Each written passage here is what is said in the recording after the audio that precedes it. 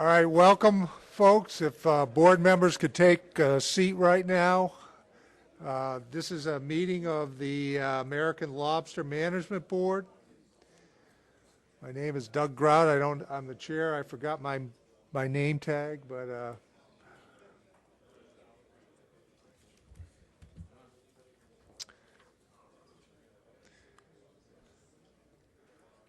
okay, thank you. Thank you, Laura. I appreciate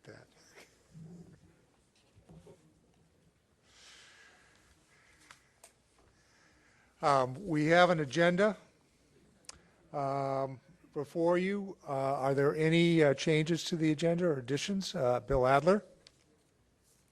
Thank you, Mr. Chairman. I'd just like to take this opportunity to congratulate Bonnie. This will be her last Lobster Board meeting. She's been a long, successful tenure on the Atlantic Offshore Lobstermen's Association and has been a fixture here at the ASMFC Lobster Board. And I think she will be missed, and we want to thank her for her contributions to the lobster management and the lobster resource. So I just wanted to bring that to the board's attention. And Bonnie, where's Bonnie? There she is.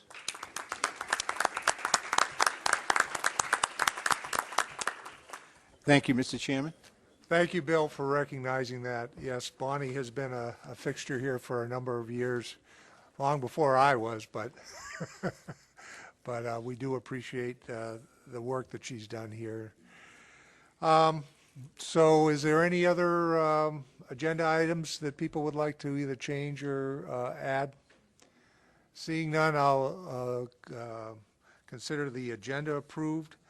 At the last meeting, we discovered that we had the wrong proceedings in the packet, so for this meeting we need to approve both the February and the May proceedings. Are there any suggested changes or comments on any of those proceedings? Is there any objection to approving those, both of those proceedings?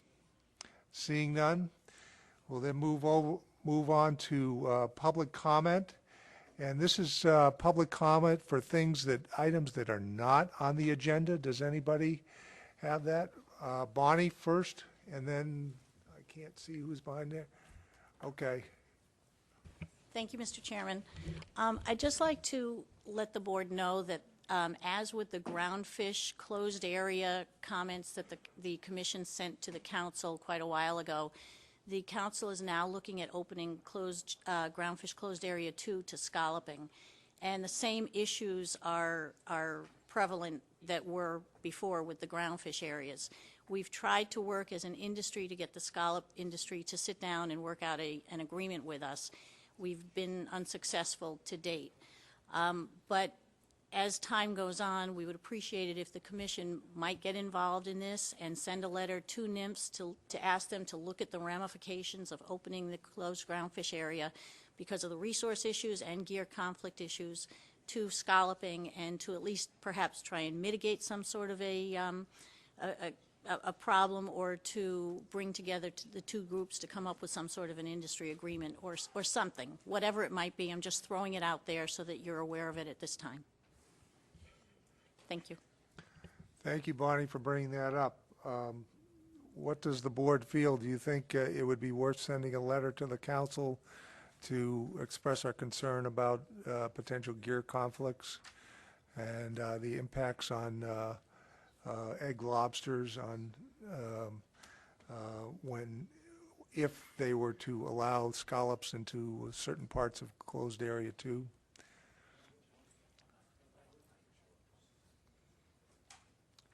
Is there any objection to us sending a letter? Okay, I'll work with staff on crafting that letter to the council. Thank you. And I have a Roger Freight, is it? If you could come up and Again, this is on items that are not currently on the agenda for this meeting.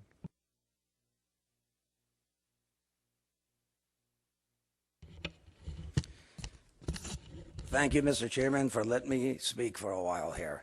My name is Roger Freight. I'm president of West End of Long Island Sound Lobster Association, owner of Dairy and Seafood Market. I've been coming here with Senator Gunther for the last 14 years now. Doc passed away, it'll be a year ago Saturday. I want to talk about that 15-year rebuilding plan after the die-off of 1999 Hurricane Floyd. I'd like to know, and asking you people, the commission and our state, our DEP, if they could seriously look at redoing this or completely getting rid of it. 14 years later, we have no industry in Long Island Sound. 1,200 families are bankrupt. We have about maybe 15, 20 part-time fishermen like myself. It was a $100 million industry before West Nile, 1999. We have spent thousands of dollars, myself, V-notching, trying to get this industry back. Every time the pesticides are sprayed, lobsters die. But I have something that's really important to know.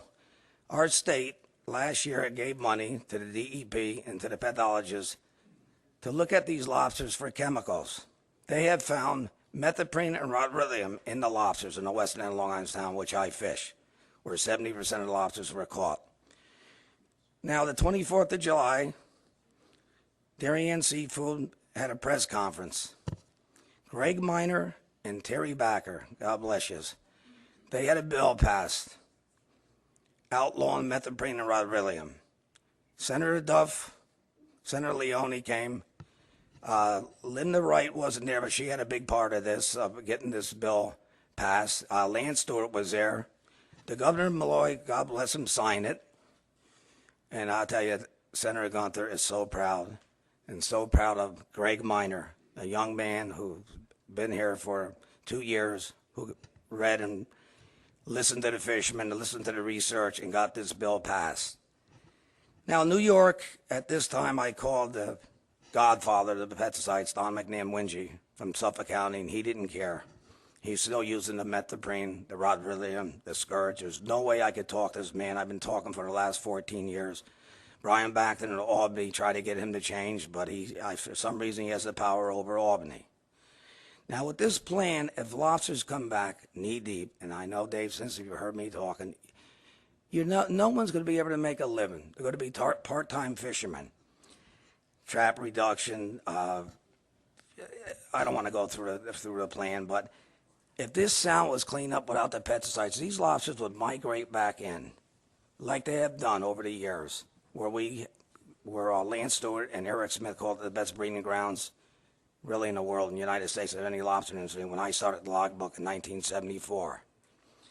I could speak here all day, all night. And my biggest point here, Doc Gunther said before he passed away, was keep bringing up Rhode Island and Newport, Al Getman. Now, those fishermen in 2000, I think it was 1999 and 2000, the inshore boats were all bankrupt. Lobsters ran 100, 200 miles out. Now, Al Getman's head of mosquito control. They only used methoprene. They didn't use the adulticides. He listened to the fishermen. They outlawed the methoprene. They have lobsters right back in the harbors. Again, Wesley, Rhode Island, 26 boats. Whatever hung on, they're all in business. But boats, I was up there last week, 4 boats sold because with these restrictions, the lobsters are getting too big, like Long Island Sound, and they run off to the shelf.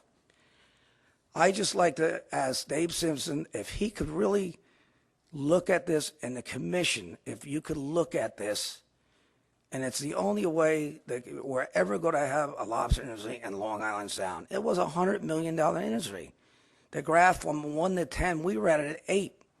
Maine was at a 3 before the pesticides started. Now, every year, they are killing them. It's not the die-off of 99. I fish in the western end, right against Greenwich and Portchester. I knew by Dairy and Seafood what was going in those catch basements and storm drains, what pesticides.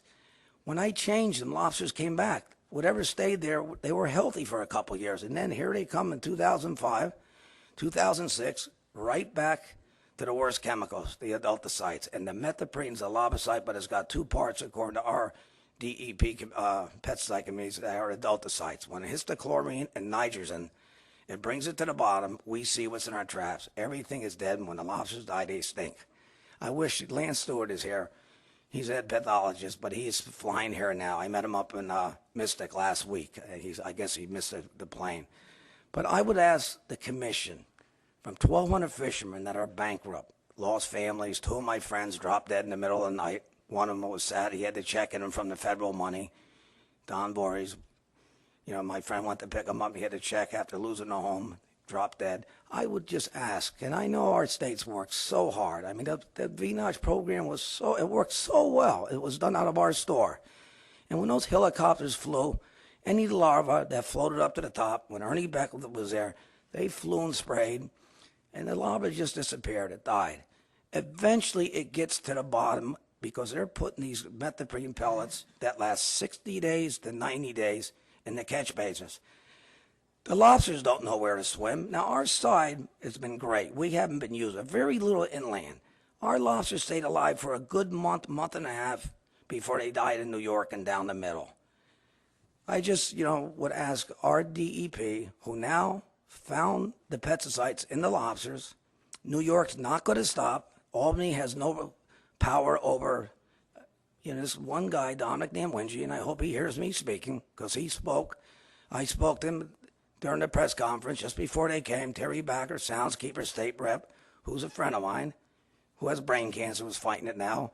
When we went up to Hartford, he questioned the methoprene company. He literally told them, what you're telling me, you're putting poison on the bottom of our water. That's in the food chain. Now, I ain't clamming with my son and oyster now. Now, I know chlorine and nitrogen, taught to me by the state, lives in the clams' bellies. Now, the adulticides are all cancerous. When you cook them, as Senator Gunther said, they get 4 times as strong. So I just think there's got to be a way our DEP could look at this, and that, no one's making fun of anyone. No one's tried harder in our state to get this going. I've been talking to Mr. Pat Augustine about this and Owen Johnson's man about this, but for some reason they can't control their chemicals. And now our politicians are going to go over and try to work with these guys, but it's too late. If you don't change these laws, as trap allocation down to 500 traps, gauge is going to 3.5. The lobsters are too big right now. When the water hits near 80 degrees, which it will, they'll run 100 miles off the shelf like they do. Now we V-notch shorts. In Newport, I met a boat. Bill Plumbo owned the boat. Timothy McVeigh. 2 or 3 years ago, catching thousands of short lobsters, V-notch, keepers, V-notch. I said, where are they coming from? He said, from Maine. They're about 80 to 100 miles out. So when I asked our biologist, it was Colleen I asked, he goes, they don't V-notch shorts up in Maine. So I don't want to hear our lobsters don't run in and out that sound. Because half went through the Hell's Gates in 99, because 4 fishermen went out there, and the black lobsters that don't live in Jersey were all along the shoreline. Roger, I know you Thank said you. you could talk all day and all night, but if you could Okay. wrap it up, I'd Thank you appreciate it. very much for Okay. listening. I beg the commission, I beg our DEP, and God bless Greg Minor and our state for passing this one bill. It's a start. Thank you very much. Okay, thank you. Any other public comment? Well, seeing none, we'll move to agenda item number 4, consider draft addendum 21 for final approval. Kate, would you like to go through a review of the management options and the public comment summary? Thank you, Mr. Chairman.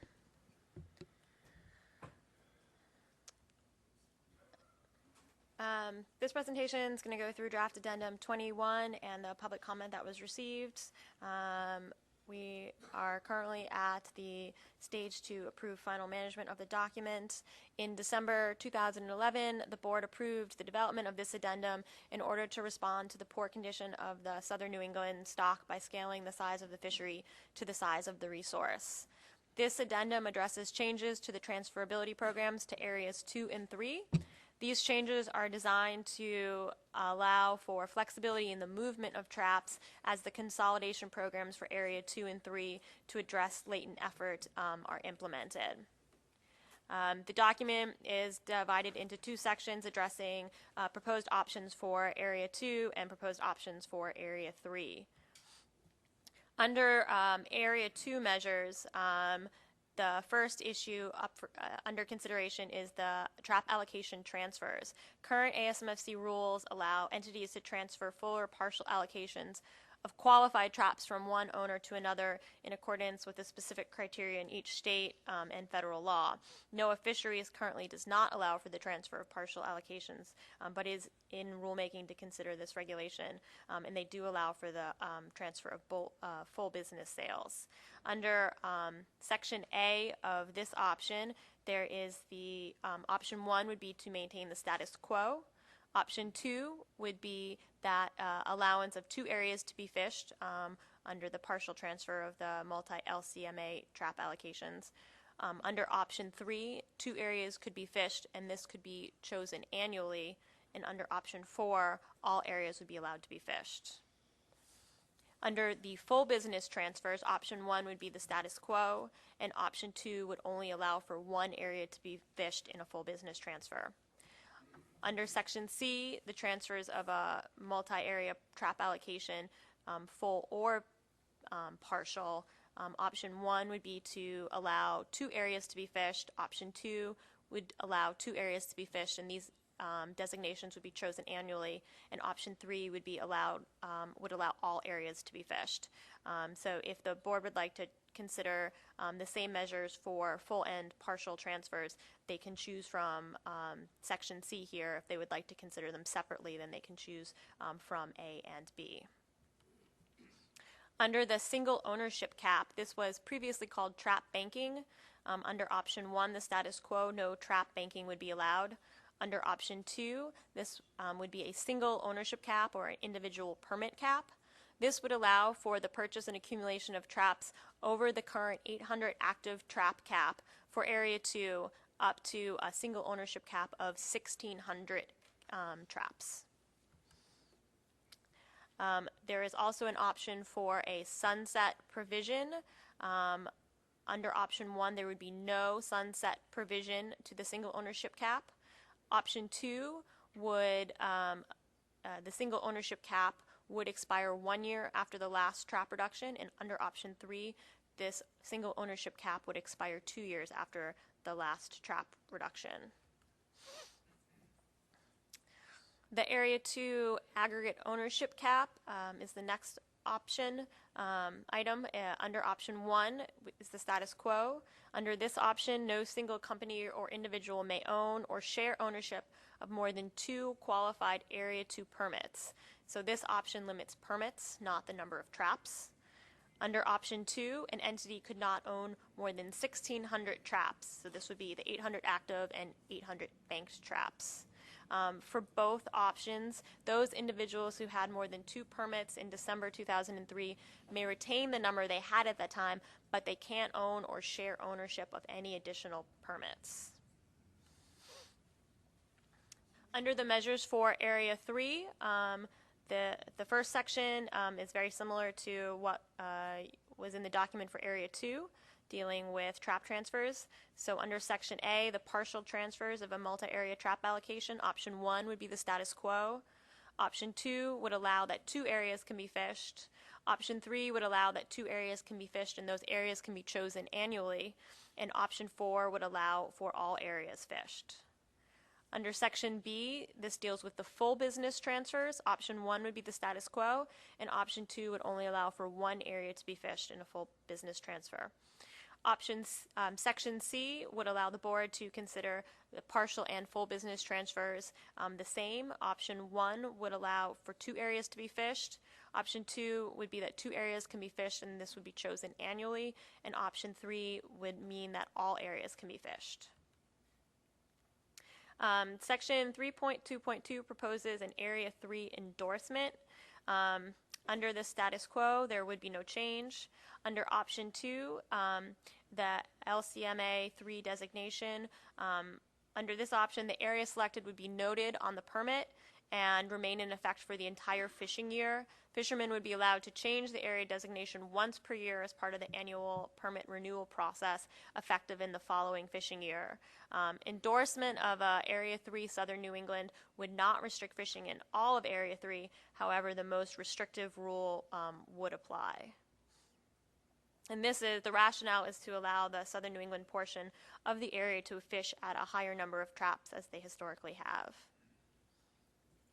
The next three options address measures to inhibit the excessive consolidation of the industry. Under the active trap cap, this refers to the maximum number of traps that any Area 3 lobster permit holder may actively fish. No single vessel with a Area 3 permit may fish more than the maximum number of active traps. Under the status quo, no action would be taken. The trap cap for all of Area 3 would remain at 2,000 traps. Under option 2, the active trap cap option, the active trap cap at the commencement of transferability will be 2,000 traps. This cap would be reduced by 5% per year over 5 years for Area 3.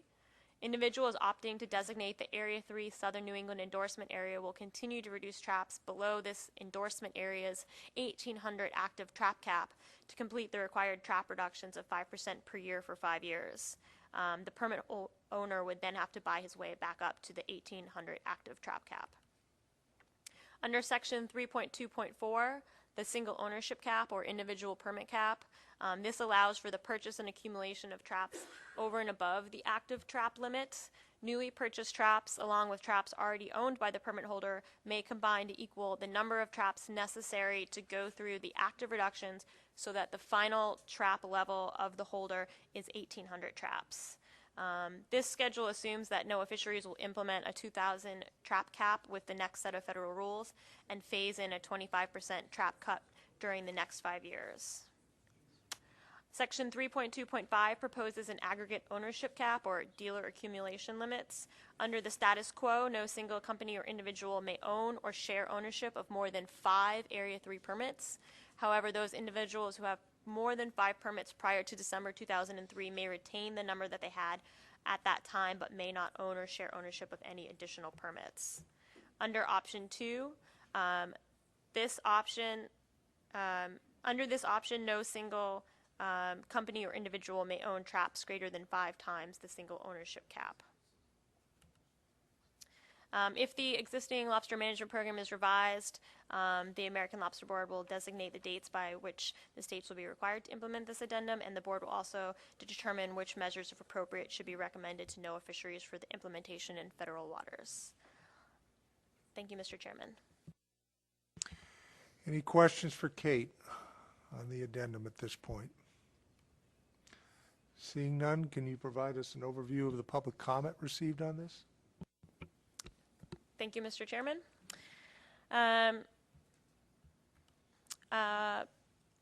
I'd just like to make a note in the memo that went out to the board.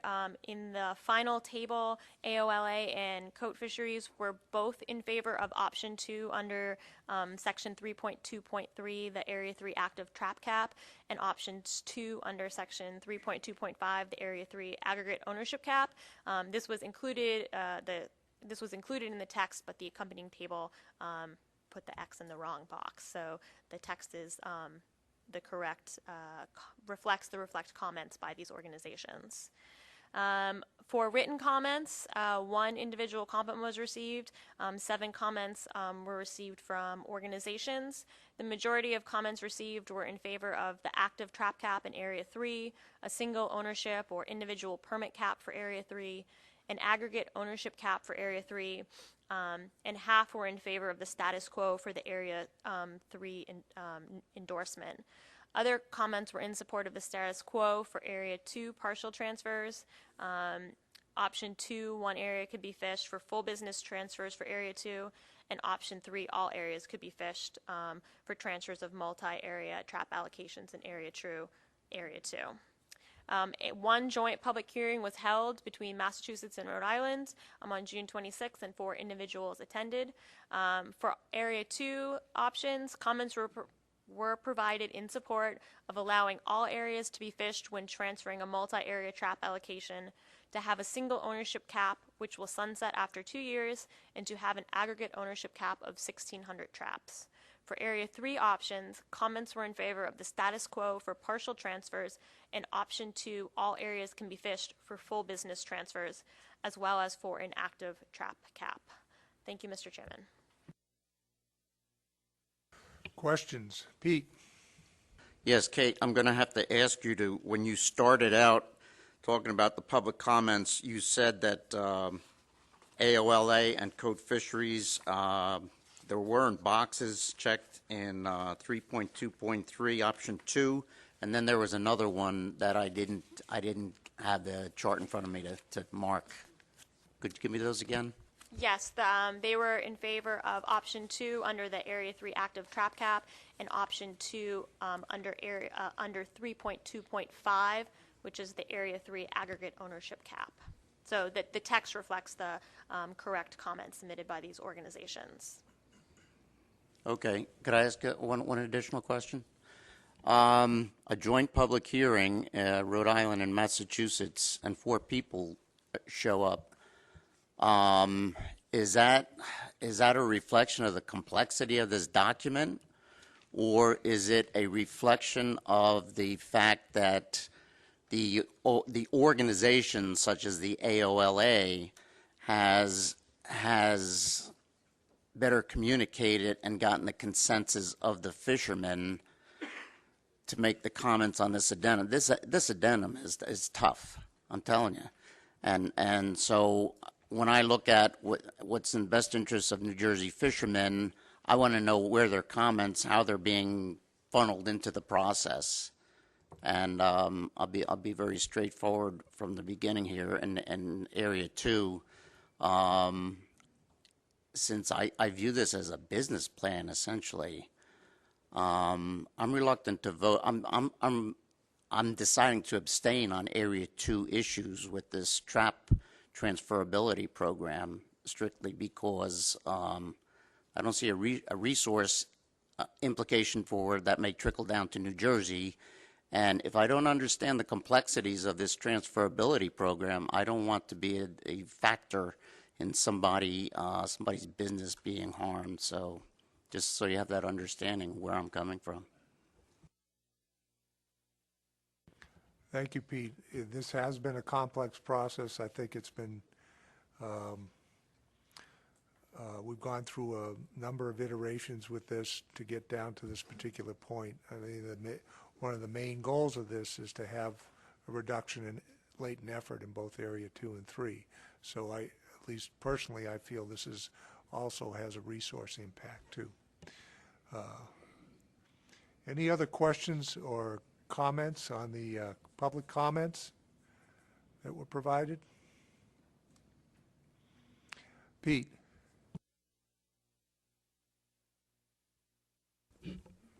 Thank you, Mr. Chairman. I just wanted to briefly address the comments that NOAA Fisheries submitted to the Commission on Addendum 21. And really, in general, our comments were that we were concerned that now that, as the board knows, NOAA Fisheries is in the process now of implementing the foundational elements of the lobster trap transfer program that are already incorporated into the existing management plan. So as we move forward toward that end very soon, we're concerned about new elements being added in Addendum 21, and also changes to some of the measures that are already in the plan that we're getting ready to implement now. So when we received, now that I guess it's just difficult for us to begin to implement a program and then have changes coming that would also need to be added to be part of the full plan, I guess. So when we provided our comments, we were also receiving comments on our proposed rule for transferability from the industry. And there were some common themes from the commenters in that, which were implement transferability as soon as possible, because the trap cuts that are coming are going to have devastating effects on some fishermen, and that's what they're saying. That's not coming from me, but from the industry. They're also saying you can't do transferability without a database being complete, and at this point, the database isn't done, and it hasn't incorporated anything in Addendum 21 that's going to be able to allow transferability to get to the next level.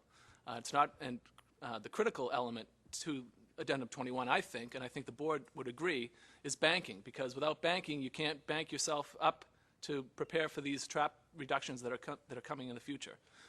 And so I think the thing we wanted to point out, excuse me, is that there's, we're getting to the point now where we're implementing the basic elements of this program, And some of this isn't done yet, and maybe some of those additional elements are going to be decided upon today, like banking, but it's going to take time to add those things into the process and into the database. And I think we all need to know, and based on these comments that we got from the public, from the fishermen saying that these trap cuts coming were going to be devastating, I think we all know that we have to get transferability right the first time, because there's no turning back once people start paying real money for lobster traps.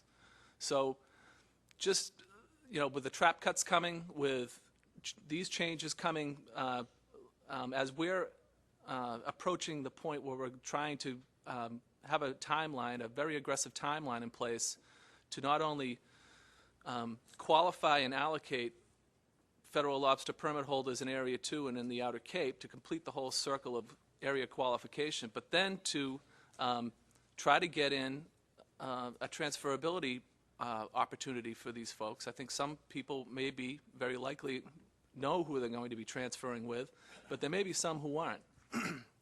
And I think that there needs to be some kind of lead time to allow that market to develop for finding buyers and sellers, if you will. So without going much further, I think what NOAA Fisheries really just wanted to do was get on record and indicate that there's a lot of things that are going to be happening very soon. Some of them aren't done yet. And it's not just about Addendum 21. It's about the current transferability measures that are already in place and ready to go out. And it's also about trap reductions that are coming and using transferability as a means to mitigate around those things. So a lot is going to happen very soon. And I think when the Commission's Lobster Board looks today to approve Addendum 21 or do whatever they end up doing, we have to look at this in the whole picture and not just the sum of its parts. Thank you. Thank you, Peter. I have a question for you. Do you think there isn't anything in this plan, if we were to approve, that would prevent you from continuing to move forward with your rulemaking process and qualifying, assuming those rules go through, qualifying people and then finishing implementing trap transferability at the federal level? There's nothing, if we approve today this particular document in some form, that's not going to prevent you from continuing to move forward, correct? We intend to move forward with our final rule to implement trap transferability. Anything that gets approved in this plan today would have to go through a separate rulemaking. So banking or any of these other measures that may be critical to the effective implementation of a trap transferability program. So we'll do our best with what we've got to move forward and qualify, work with the states to do that. We've sent out letters this week to the relevant states to ask for their data for Area 2 and Outer Cape qualifiers to be able to work toward that end.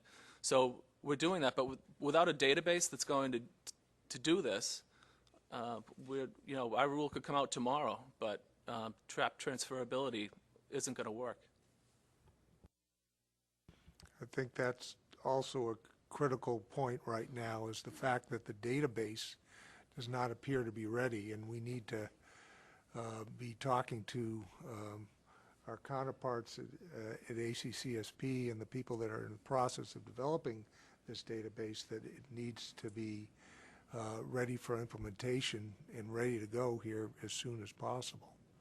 Is there anything that we could do here to try and, as a board, to try and push that along? Tony? Doug, I think that the states and ACCSP recently have been pushing that a lot faster and more, and so we are actively meeting probably every couple of weeks, maybe every 3 weeks on the database, trying to iron out a couple of issues, so it is moving forward. I can't give you a definite date of when it will be ready, but we are shooting for September 1 to be able to use it as a trial to work out any kinks. That sounds excellent. Any other questions on the comments at all? Okay, we're at a point now where to consider final approval of Addendum 21. Is there any discussion right now, or Dan? Doug, how would you like to handle this? Would you like to deal with Area 2 first?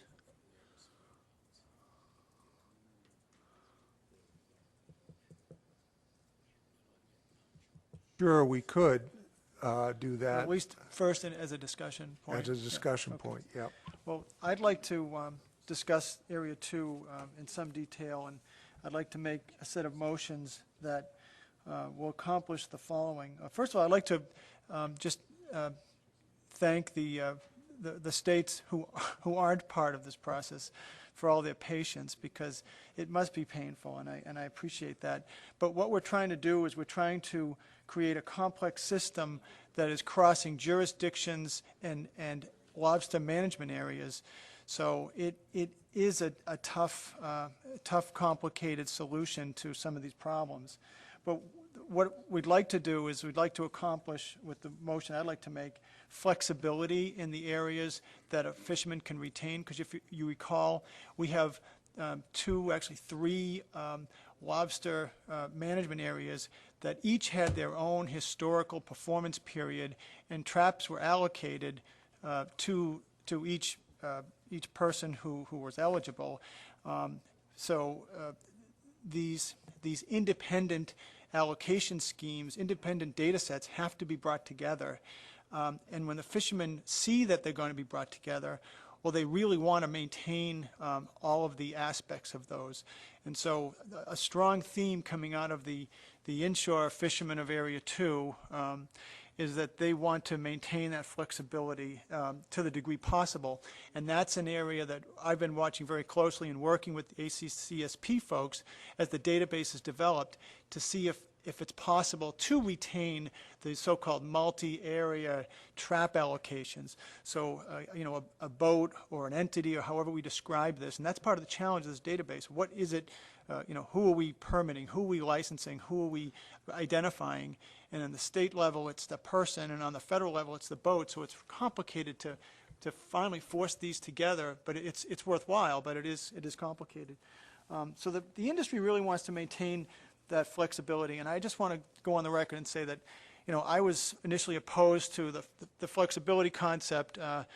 If in our view back home in Massachusetts, if the industry wants area management, we'll make them fish areas, specific areas, and stay there. But, with these massive trap cuts coming, and the fact that, especially for Area 2 and Area 3 in southern New England, it is a single stock.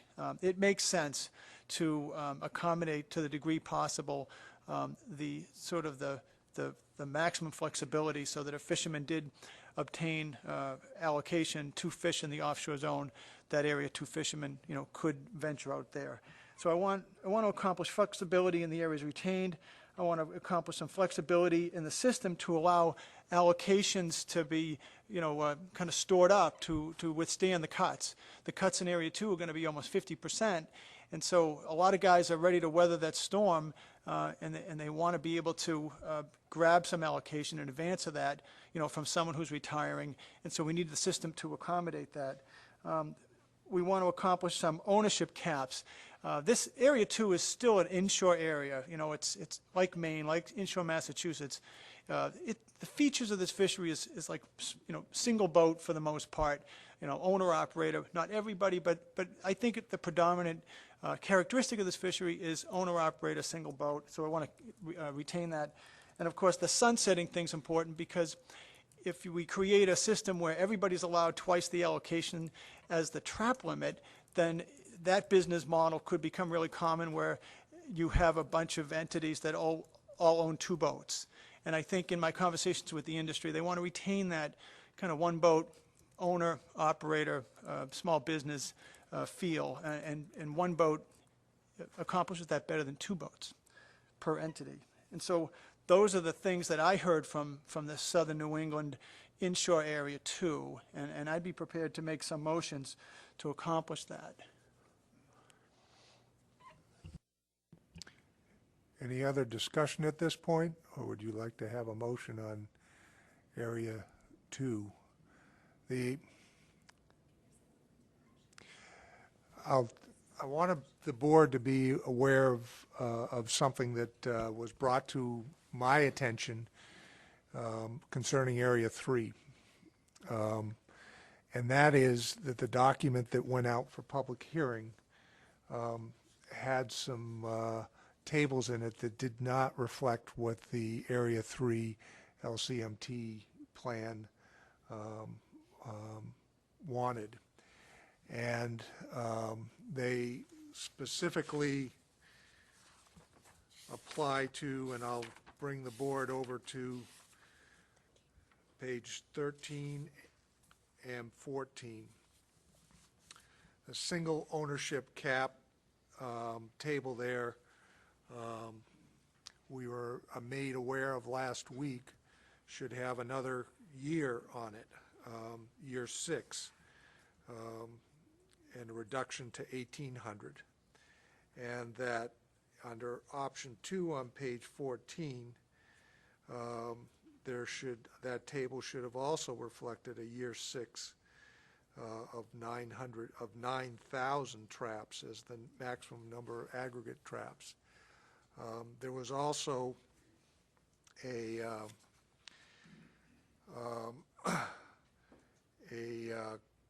part of option 2 there on page 14 that indicated that an owner may not increase trap ownerships once NIMS control data has been published. And that was applying to the people that already had in excess of 5 times a single ownership cap.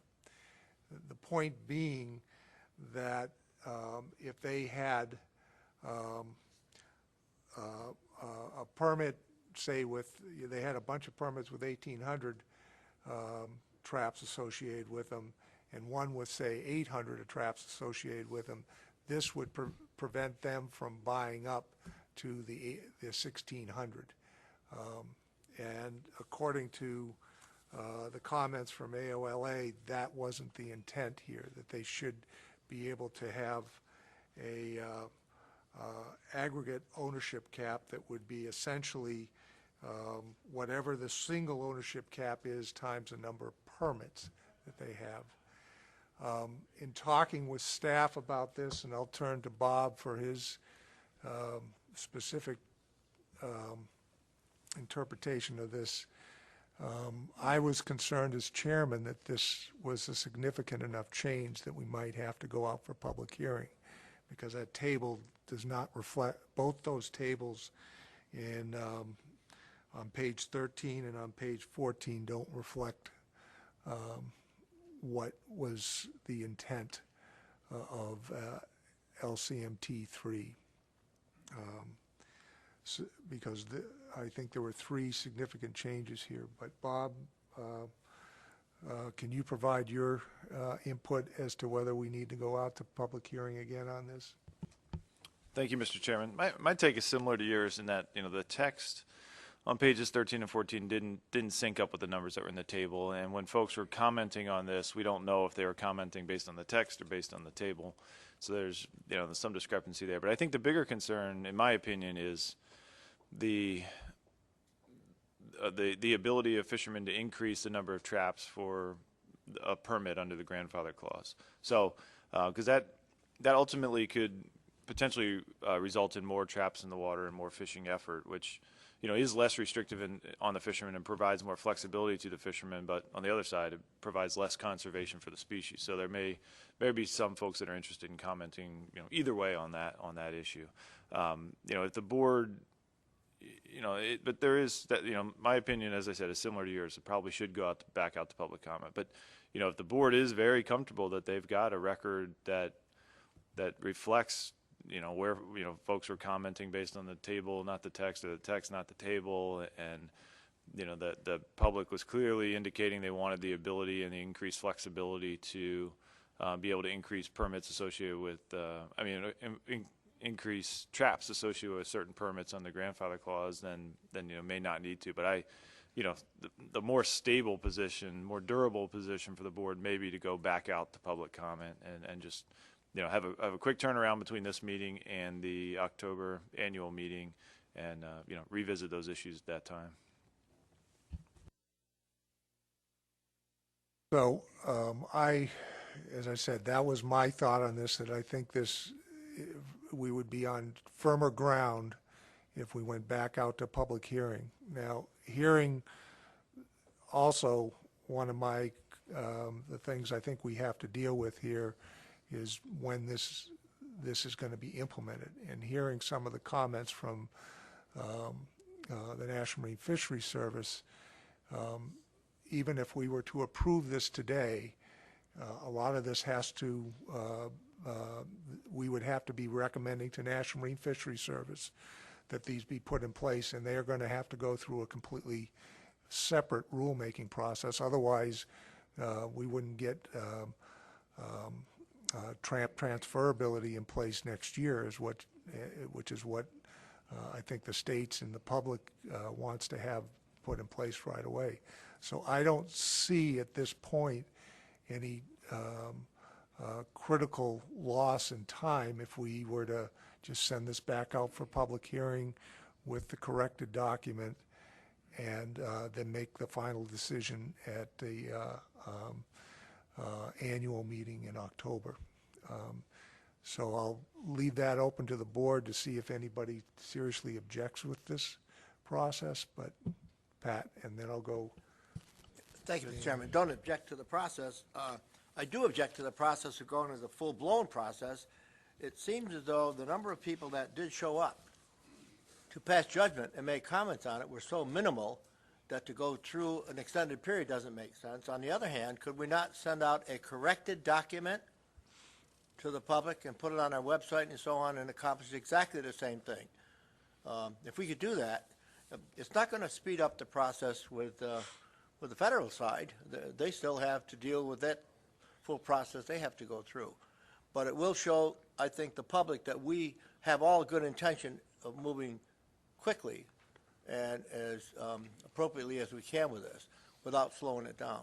And can we do that without, in a shortened time frame, as opposed to going out as a full 30-day cycle or 60-day cycle, Bob? I'm not sure. Could we do it in a 10-day or 20-day? And would it be beneficial? If it wouldn't be beneficial, then no. Bob? Thank you, Mr. Chairman. I don't think we can short circuit the 30-day public comment period. You know, that's hardwired into the plan. If you make changes, you need 30 days public comment. But you know, that does not require public hearings. It can be the changes on the table versus text issue aren't. Yeah, I mean, they're relatively minor, all things considered. But so the states don't have to have public hearings. We don't have to have staff running up and down the coast doing these hearings. I think it's a fairly simple 30-day process. It really, there's plenty of time between this meeting and the October meeting to do that.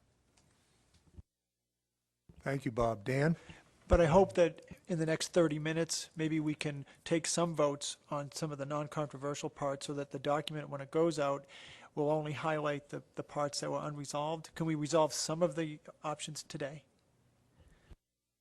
Is that important to you to have the decision-making split up into two different meetings? I think it is. I think we can, I think because we are developing this database, it sends a signal to the database developers about how this is going to function in the future. And I think we need to make as much progress as we can, and I think that about 80% of this is resolvable today. And then final approval could come on the total document, but I think it would be better if we took those votes today and then cleaned up the document and got rid of the non-essential parts that we'll throw on the cutting room floor today, and then have a cleaner document to comment on. Bob, do you see any problem with taking votes on part of this document, then going out to public hearing on the whole document, or at least not public hearing, but public comment, putting it out there, public comment, knowing that half the document we've already made decisions on? Do you see any problems with that? Well, it is obviously different than our normal process, and I think staff can probably capture those transactions pretty well in a document, but it does create a strange spot where you've got an addendum that's partially approved, and then you go back out for a public hearing for the remainder of it. You could do an entirely separate document and go back out, and that becomes addendum 22, if that's what the board chose to do. But there's nothing that prevents it, but it just needs a pretty good paper trail of what happened. Yeah, that, I would almost think you'd have to separate and have a separate document, and I think it would be much more advantageous personally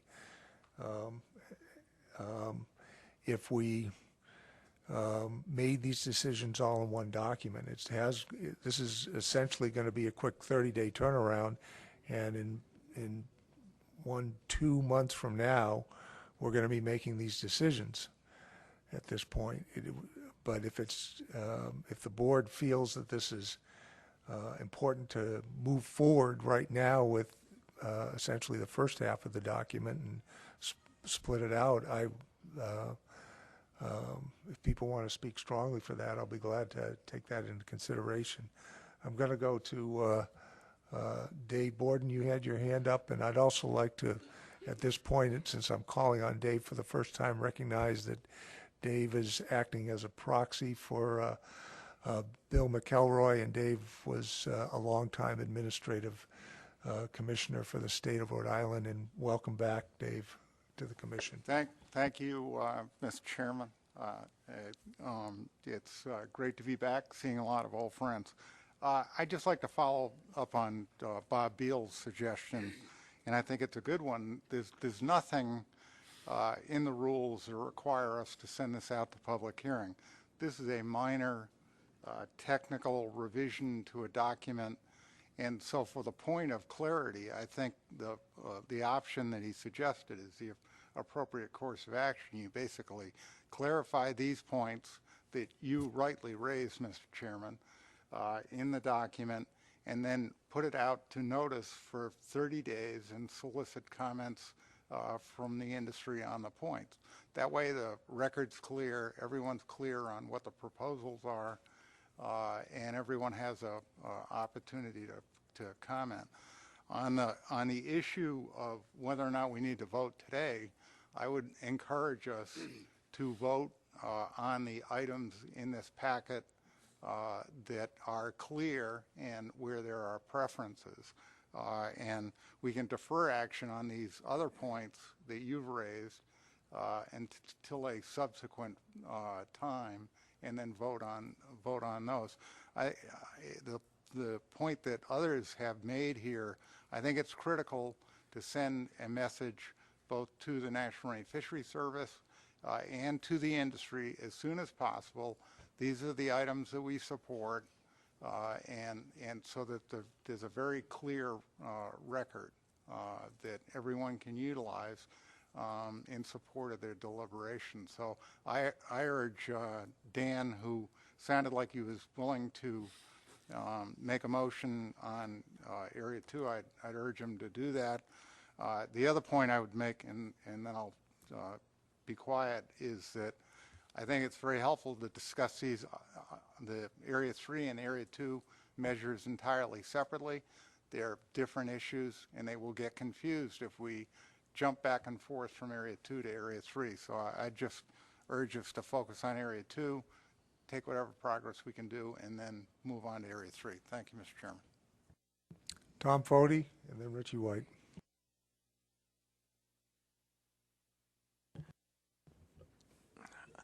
If we're going to go through the process of looking at this, and then basically 3 months from now, we'll start going through the same document again. The only way I can support this is we split them out. And the things that we can approve today, we approve that, and you start a new addendum on what you basically can't approve today if you want to go back out. But, I mean, this process is long and dragged out. We've basically been doing it for a while.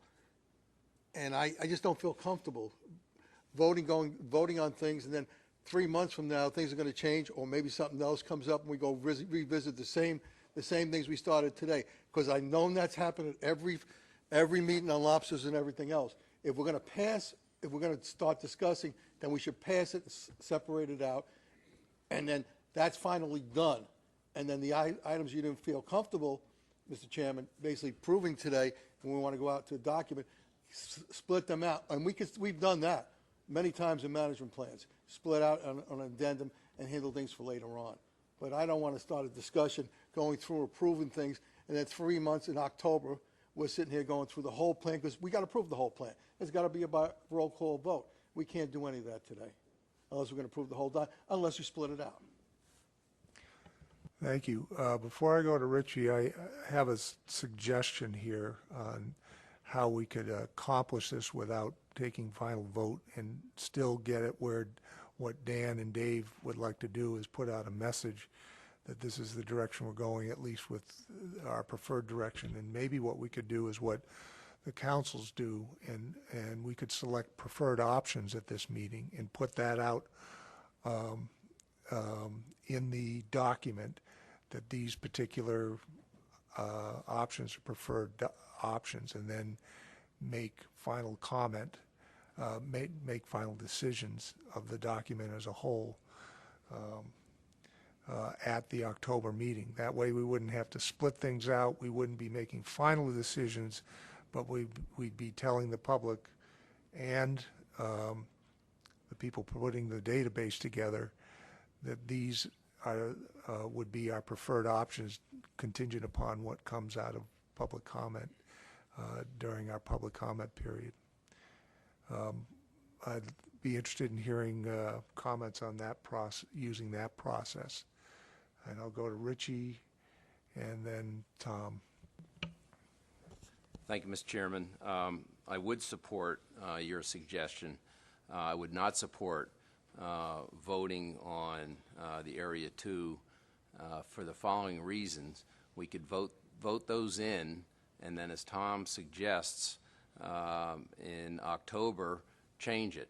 And we would be telling the public when we send this document out that we've passed certain things, and then we could undo those at a later date. And that would not be fair to the public, I don't think.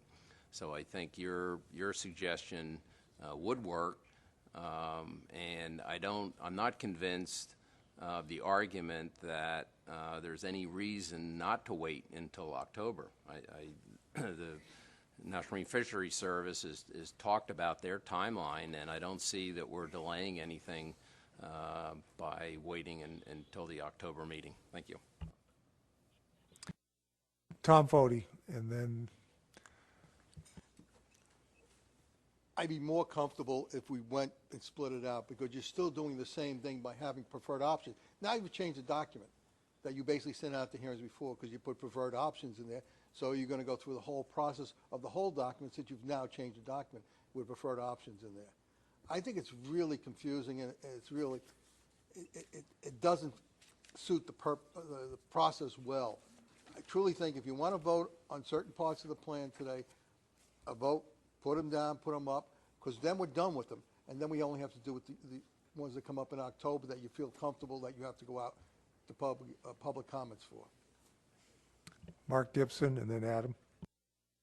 Thank you, Mr. Chairman. I think we could act on this, on the whole thing today. I think these inconsistencies between tables and the text are minor. This is an action of by and for the industry. We've never had this much industry input. We're well aware of what it's about, what its intentions are, and they know what they want in it. I suspect I can't get that entire enchilada today, but I would strongly encourage actions and votes on those issues where there isn't any confusion, because we've been meeting by phone every couple of weeks with the ASCSP folks, and they're on a fast track to develop this database, and they ask us very difficult questions every week. And one of the refrains we get back, once we've answered those questions the best of our ability, is, but you really don't know what it's going to be in the addendum because you're still developing it and so on. We have to provide definitive answers for them now if we're going to have a database available to support transferability in the next fishing year. And that doesn't just start in the spring of 2014. That starts at the end of 2013.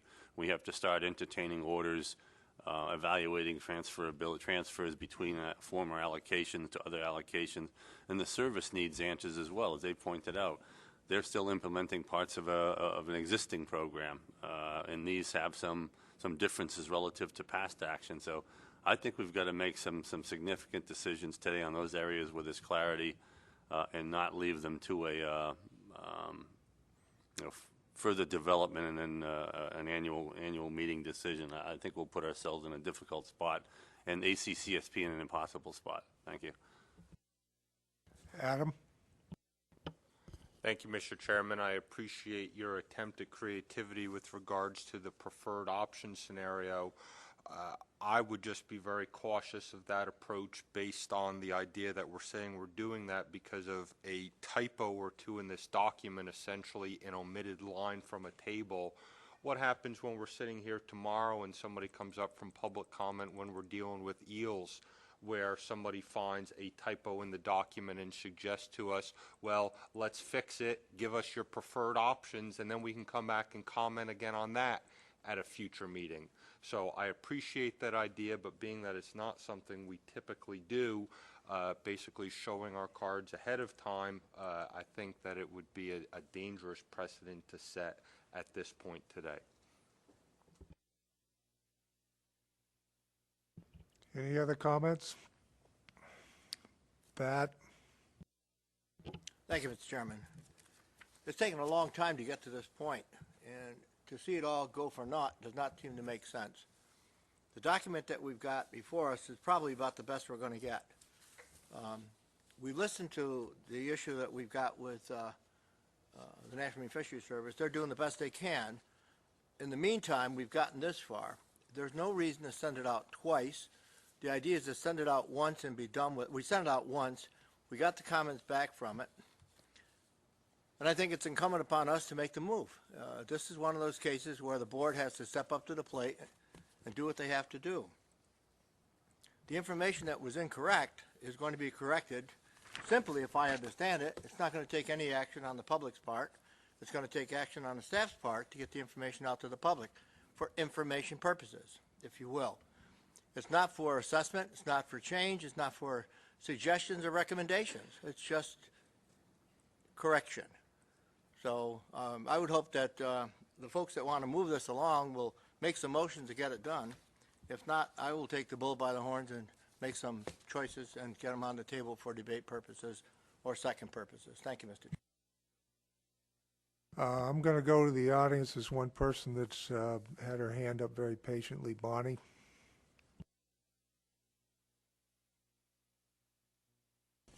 Thank you. I would like to agree with what Pat just said and also with what Mark said. There are technical corrections that have to be made. There's no doubt. The language in the document is absolutely correct. And getting back to what Pete was asking earlier, the industry is well aware of what the meaning and the intent of this document is. Frankly, I don't even think they looked at the tables because they didn't need to. They knew what they said. They know what's being done. They know that, you know, the industry representatives and the agency and everybody else work together to craft the document, and you guys have voted on it, and we've worked on it for so long. I think if you feel that it needs to go out to public hearing, I would take just those areas that specifically need to. The rest, I think you should really go through it, get it done. My preference is it's a technical problem. The language is correct. You really don't even need to go out to public comment. But if you all feel that you need to, then couldn't you possibly just bring those 3 issues out, you know, let the public know that it was a technical issue and that the language is there, the tables should be thus, and then the board can vote on the things that you've already sent out for public comment today. Just get it over with and make an agreement that you'll send it out 30 days, public comment, and then the board will then vote by email to approve what's come in and then send it off to NIMS, because I would assume, and I didn't give them time to answer the question, but 30 days is okay. When you start talking about 60 days or 3 months, that starts to eat into their time schedule, and I think that's what we're all trying to keep from happening. So it's just a suggestion. Thank you. Thank you, Bonnie. Bob? Hopefully this will be helpful and not hurtful. You know, listening to the comments around the table, especially the states, you know, that are associated with Area 2 and the folks that have been very involved with the database management, you know, they make very good points, I think, that the folks at ACCSP need more detail to keep moving forward. Without those questions answered, they're kind of sort of wandering around developing a database that they don't know all the final rules for. It seems process-wise that the cleanest thing maybe to do is go through Addendum 21, approve everything that you can, and any remaining issue, and then that's a final done product, Addendum 21. And then there's a new addendum called Addendum 22, which is going to correct the 3 issues and include any other issues you could not approve through 21. And then that will be the document that is approved via, email vote or some sort of vote, and it'll go out for 30 days public comment, and then they'll have the final decisions on Addendum 22 at the annual meeting. But I think, at least listening to what folks are saying, there seems to be a number of pieces that can be approved under 21, and the board can make some progress today. So hearing that, would you be comfortable with splitting that out, and we would approve, choose options and approve 21 with everything but sections 3.2.4 and 3.2.5?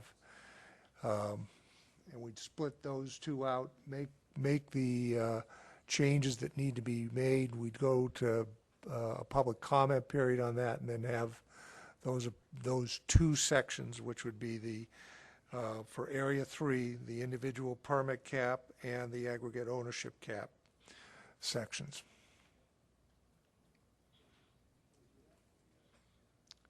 Dennis? Can you do that in the next 12 minutes? I think some motions are up there, and if there's no objections, is there any objections to going through that process? Okay, and keep in mind that we also have to come up with a implementation date with the motions that are being, as part of one of the motions that we're going to need here. So without any objection, do we need to take a formal vote to separate this out, Bob, into 2 addendums at this point? No, I don't think so. I think what you're doing really is status quo on those 2 issues that you're not taking action on here, which is always an option, and then you're going to revisit those in Addendum 22. And we'll have to, at the end of this process, move to initiate Addendum 22 with those 2 sections that would include those 2 sections. Yeah, and I think you can do that through board concurrence if you wanted to when you get done with 21. All the work on Addendum 21, the final approval there. Okay, Dan. I have some motions that will accomplish some of this, and I've given them to Kate. And Kate, if you could put them up on the screen and hide the first 2. I've been told that the first 2 are redundant, and that the third motion accomplishes what's intended in the first 2. So, shall I read them? Doug, shall I read them?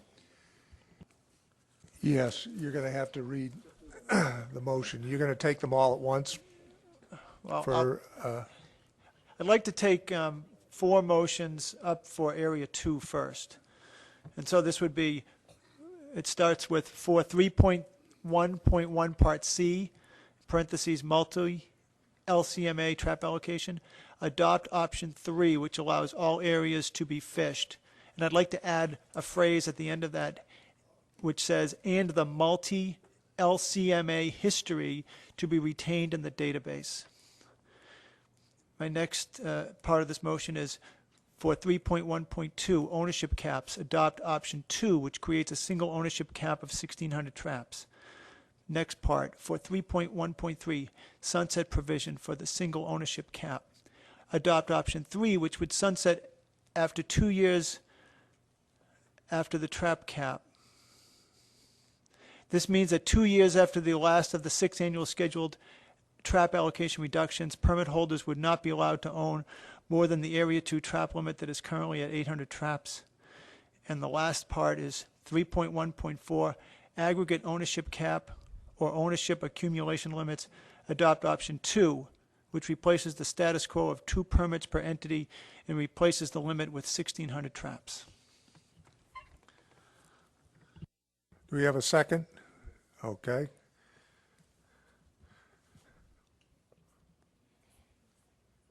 Pat Augustine seconded it. Any discussion on this motion? Dennis Abbott. On the first part of the motion, there was verbiage added and the multi-LCMA history to be retained in the database. Is that something that was in the document? Yes, it actually was part of Part A, 3.1.1. So I'm bringing that phrase down because it was pointed out to me that Part C accomplishes what A and B does, but I thought that point was important, because that's what's being debated intensely among the LCMATs and the state folks and ACCSP about this database. Is it going to accept, when a trap allocation is transferred, the historical aspects of it? For example, if somebody has an Area 2 allocation and an Area 3 allocation of 400 traps, when they transfer that, does the recipient get both aspects? So by making that addition, I'm being clear that, yes, the database is going to receive and the recipient will hold in the future both aspects. Thank you for the clarity.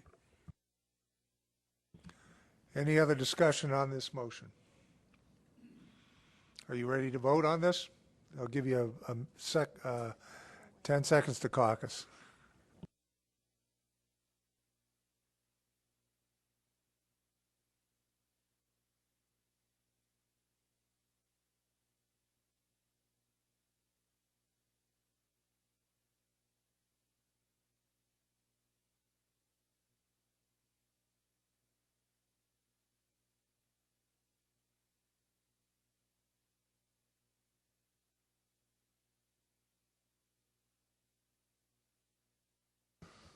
Okay, are you ready to vote? All those in favor of this motion, raise your hand, all states. 1, 2, 3, 4, 5, 6, 7. Got 7, 8, okay. All those opposed? Abstentions? 3. No votes? Motion carries 8-0 to 3-0. Dan. I have some motions for Area 3. There are, I've given the staff 7, and I'd like to exclude the last 2, because those are the ones that you pointed out need to be postponed. So for move to adopt the following elements of Addendum 21 for Area 3. First part, for 3.2.1 Part A, partial transfers of multi-LCMA trap allocation. Hey, Dan? Yes. Can I think the same thing applies to this, because if you read in the document Okay. that Parts A and B, I if yield. you're going to approve C, if you're going to... We'll go right to C. Right to For C. 3.2.1 Part C, adopt option 3, which allows all areas to be fished. And then I will add, and the multi-LCMA history to be retained in the database. Kate, you good with that? Next part, for 3.2.2 LCMA endorsements, adopt option 1, which maintains status quo, no Area 3 sub-area designation. And finally, for 3.2.3 in the active trap cap, adopt option 2, which would cap traps at 2,000 in year 1 and 1,548 by year 5. Maybe I should delete that one, because that's the one that's in error as well, right, Doug?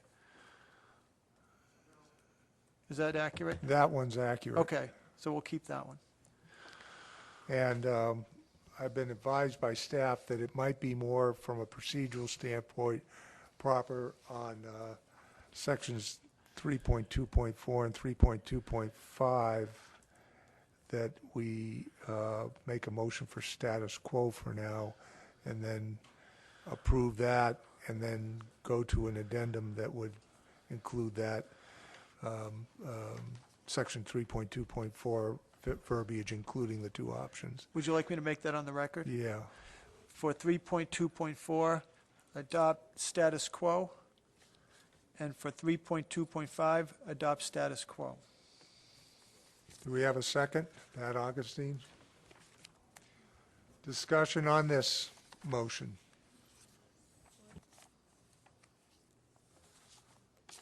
Peter Burns. Hi, not to complicate an already complicated motion here, and I can see how the board would like to move forward with some of these where there's some clarity. But I do have some concern about actually selecting an option for those 2 elements that we think we're going to split out into another addendum. And I'll just throw that out there, see if anyone else has the same concerns about that. I can see, how it would help from a procedural standpoint, but it almost makes it look like we're making a decision already.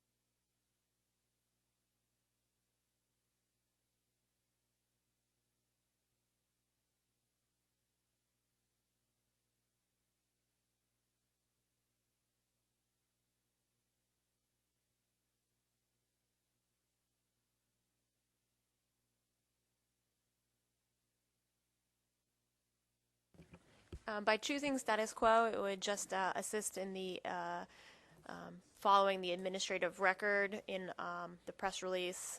We would mention that status quo was chosen and that those options, status quo was chosen in order to take these options back out for public comment for further consideration.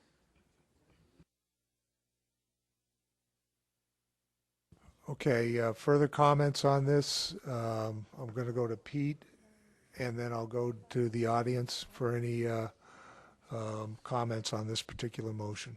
Pete? Yeah, I agree with what Kate said, but make sure that it doesn't give the impression that this is the preferred option in the explanation. It would be a decision that we're making on this, which would then be followed up with a new addendum that's going to include, and then we're going to need a motion to initiate a new addendum that would include sections 3.2.4 and 3.2.5. Tony? If it's helpful, Pete, sometimes when we adopt status quo, we actually do not. Oftentimes, if we have an addendum where we adopt status quo, that addendum doesn't get published because the FMP already reflects those measures. So when we publish this addendum for the options that we picked status quo for, those sections would be dropped. So it wouldn't show those status quo measures in this addendum, and addendum 22 would have the options in there, and the press release would be clear, and the introduction of addendum 22 would be clear what the intent was and why we are moving in the direction that we are. And we can have preferred options listed in the addendum as well. All right. I'm going to go to the audience right now on the motion that's on the board. Anybody in the audience want to speak? David? Thank you, Mr. Chairman. My initial concern was, I think, has been taken care of, but I think it's going to be if we don't take those out or what goes out to industry, you're sending the message that that is a preferred option. So as long as that's very, very clear, I'm okay. But if the language stays like that, then I think the board's telling industry that this is our preferred option. Thank you. Bonnie? Only because that does create confusion. If status quo is already status quo, why adopt it? And as long as it's not being shown to the public, why not just leave it alone, or specifically state that you're going to drop 3.2.4 and 3.2.5 from this document and go out in a new addendum, just to ease the confusion? That's essentially what the staff was saying we're going to be doing is in the press release, we're not even going to mention these sections, just the sections we've approved, and then we're saying we're initiating addendum 22 that will address 3.2.4 and 3.2.5. I'm going to give one last chance for comments on this motion. Dan, is that? Yeah, is it clear in the motion that under 3.2.3, the active trap cap, that because we're not going to separate Area 3 by a sub-area designation, that the Area 3 Southern New England trap limits get dropped from this table. I just want that to be clear. I feel it's clear. All right, thank you.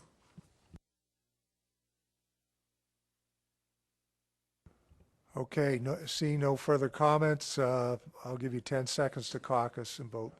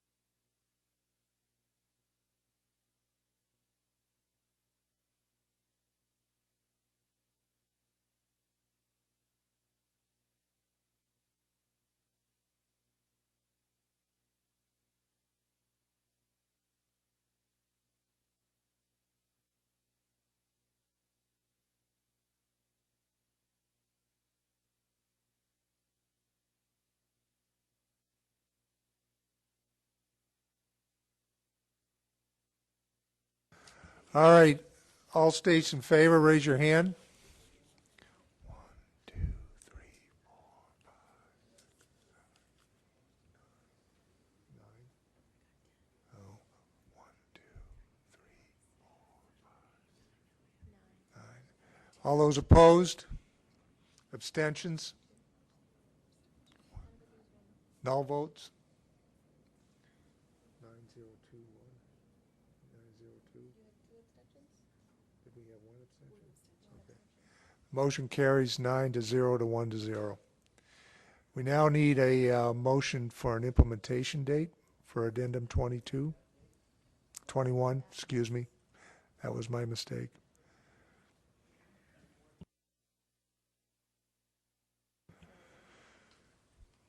Pat?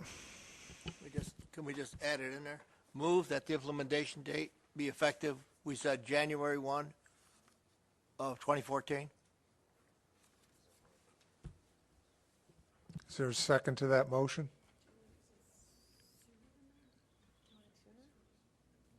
Are you raising your hand for a second, Mark? It doesn't look like a... No, I have a question on the timing. It's not Well, not the trap Well, tag here. I'll be glad to get the timing. Okay. Bill Cole has seconded it. Now I'll take discussion on it. Mark? Yeah, I'm just thinking about the disconnect between this date and the trap tag year. and further, the point, given that we posed thinking about initiating another addendum that wouldn't be, I guess, approved until the annual meeting, this board and the staff might need to be thinking about a process by which the trap tag year would need to be extended in the event that the database hits some unforeseen snags, alignment of federal and state allocations don't happen as quickly as we thought. We might be in a position to need to extend the trap tag year. So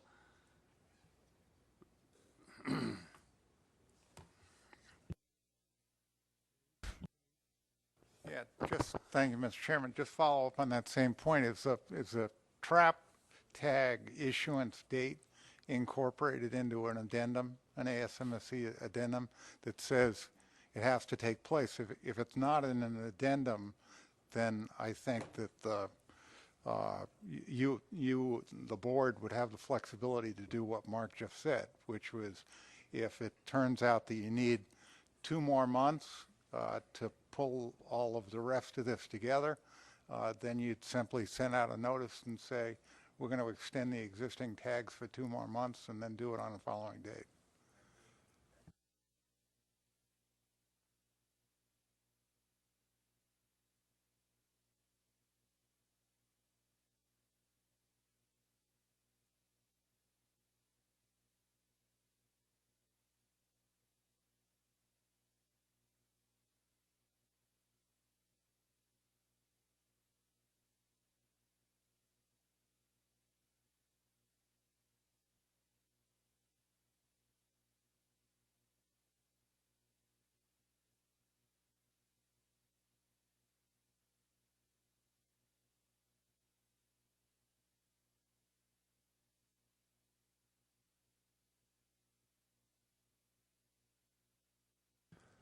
Staff is suggesting potentially an earlier date so that the notices could go out to the license holders November 1st. Pat? Well, if that's their suggestion, then I move to change it. So let's change the date to November 1st of 2013.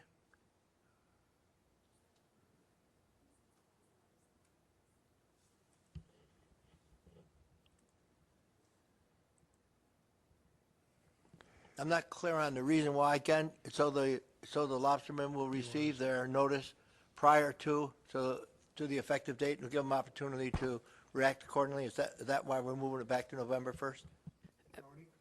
Pat, so it's so that when the states send the letters to their fishermen of how many traps they can purchase or trap tags they can purchase, it could be aligned.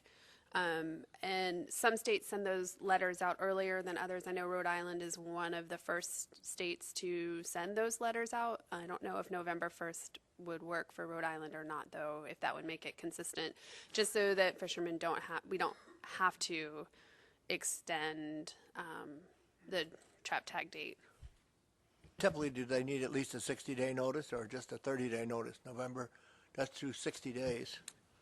What's the reaction of the other states? The rationale for how we send the letters out is in order to separate out each state's purchasing of trap tags in a wide enough span so that the trap tag company has ample lead time to make enough trap tags for the entire coastline, which has been a problem in the past if we don't spread that out.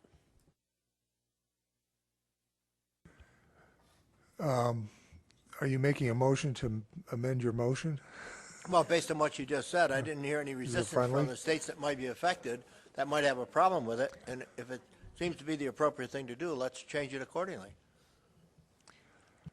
I'll take that as a friendly amendment of your own amendment, and I'll see if the seconder, Bill Cole, you're okay? Okay. Now, Peter, you had a discussion on this motion?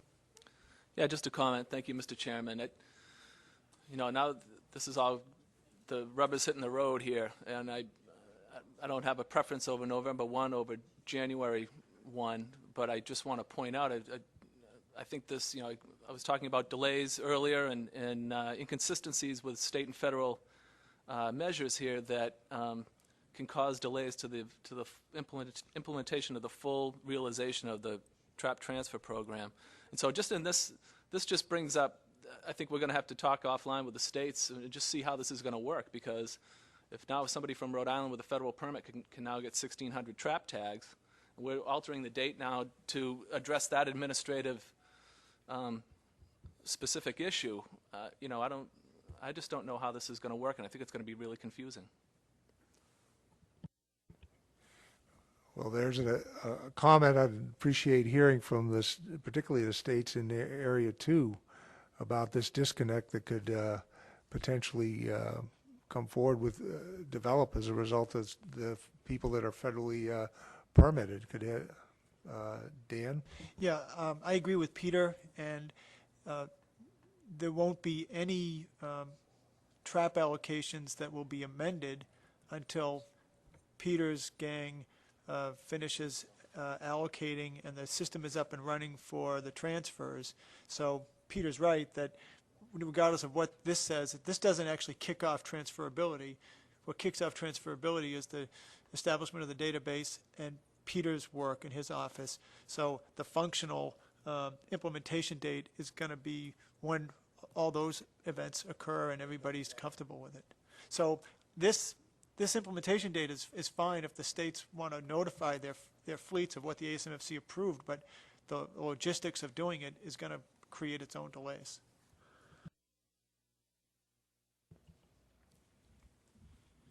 Okay. Any further discussion on this motion? All right, I'll give you 10 seconds to caucus on this.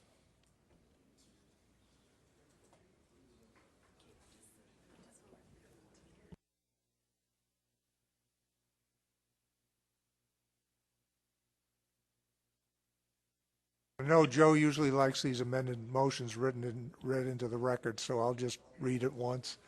Move that the implementation date be effective November 1st, 2013. Motion by Mr. Augustine and seconded by Mr. Cole. Okay, all those in favor? 1, 2, 3, 4, 5, 6, 7, 8, 9, 10. I got 10.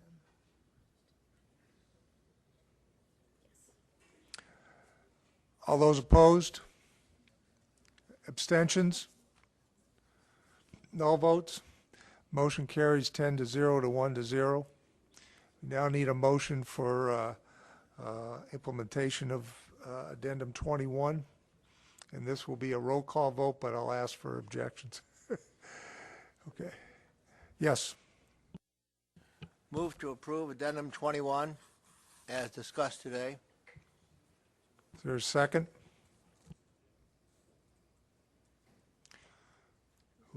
Oh, there. Terry?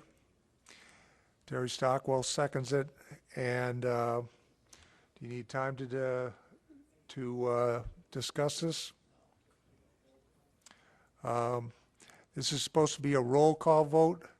Is there anybody that objects to approving the addendum? Seeing none, it's a unanimous vote. Oh, you're an abstention, then you, National Marine Fisheries Service abstains from the vote. Thank you. okay. So everybody, but is that proper, Bob? Okay. So the vote is 10-0 to 1-0. All right, now we need a motion to implement Addendum 22. Initiate. Thank you. Initiate Addendum 22 with sections 3.2.4 and 3.2.5 with the changes that have been discussed today. Bill Adler. I'll make that motion, Mr. Chairman, to initiate Addendum 22 to, as corrected, Section 3.2.4, 3.2.5. Is that what you need? Yes, it is. Seconded by Dave Borden.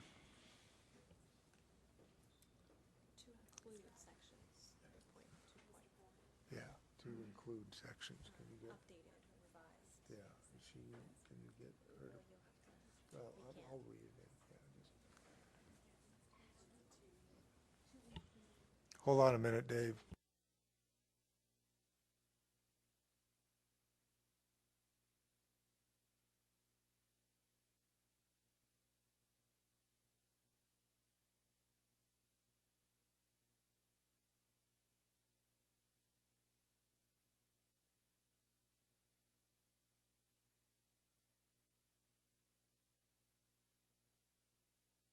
Is that what you meant, Bill? Okay. Thank you. All right, discussion on this motion. Dave Borden.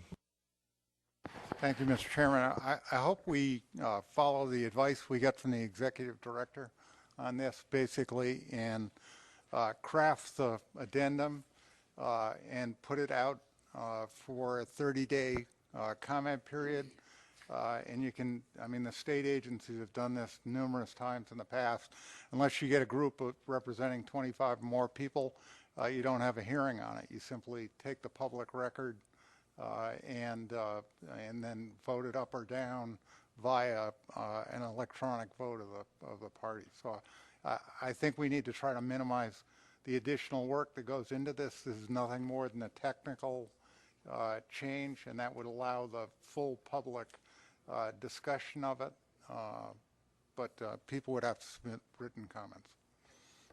And I think we would ask each state if they'd want a public hearing on it. If you don't want a public hearing, then we don't have it, and we just put it up on the website for public comment. Bob. Thank you. Just real quickly on the timeline, what the process will be is the PDT will go back, craft this document, Addendum 22, and then we'll have to circulate that to the board for approval for public comment. And then once that happens, that can happen through an email or a fax vote, I assume. And then we'll have the 30-day public comment period with any hearings from any states if they do want them, but it doesn't seem to be a lot of folks raising their hands. And then we'll bring that document back to the board at the annual meeting for final approval. Is that the timeline everyone anticipates? Seeing no comment on that, I think we're good to go in that direction. So any further discussion on this motion? Is there any objection to this motion? Do you need to abstain? Nope. Okay. Is there any objection to this motion? Seeing none, this passes unanimously. Okay.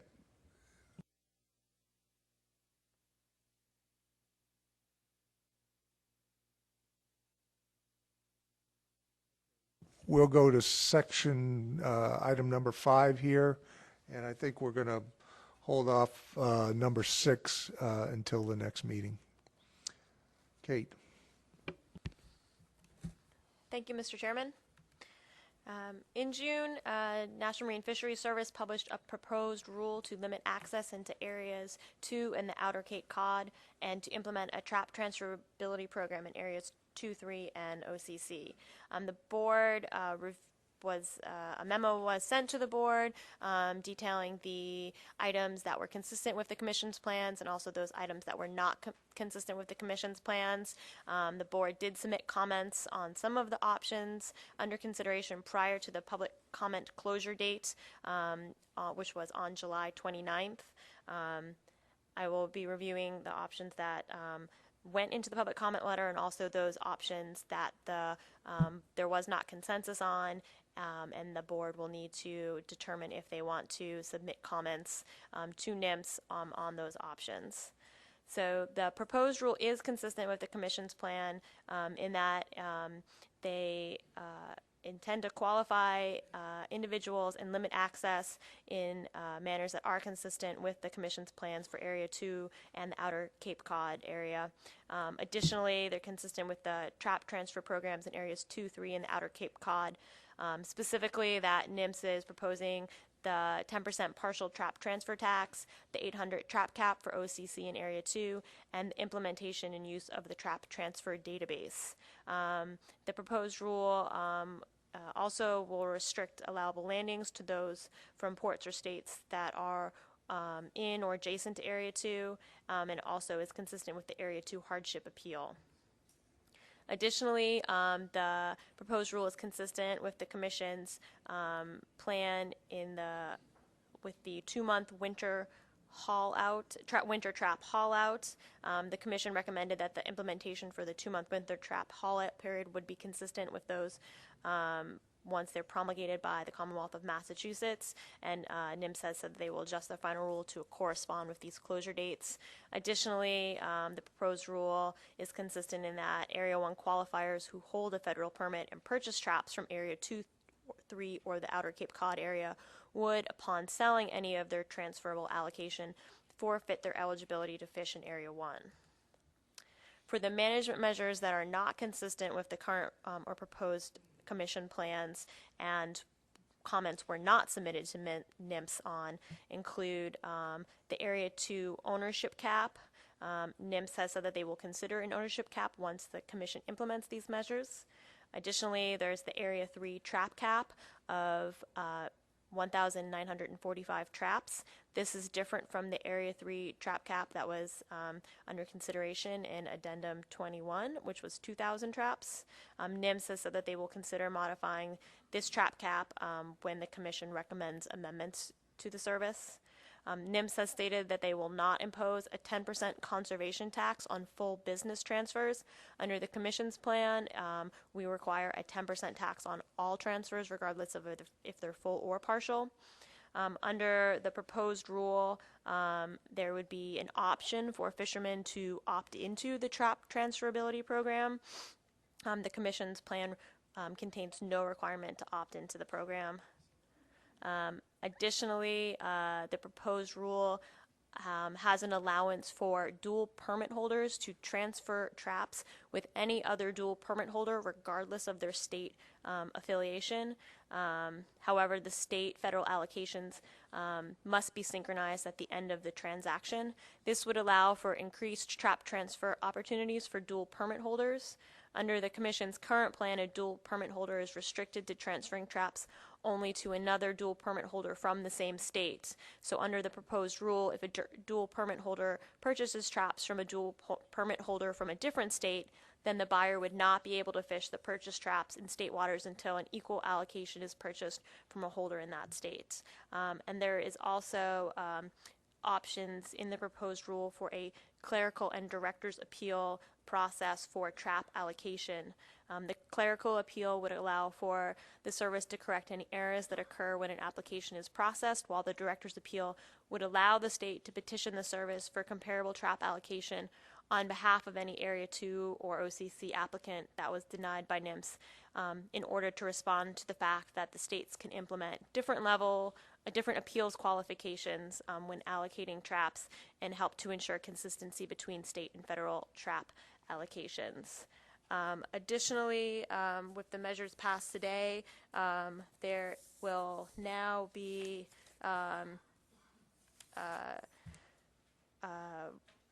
with the allowance of the history of all areas to be retained for partial trap transfers. This is not consistent with what is going forward in the proposed rule.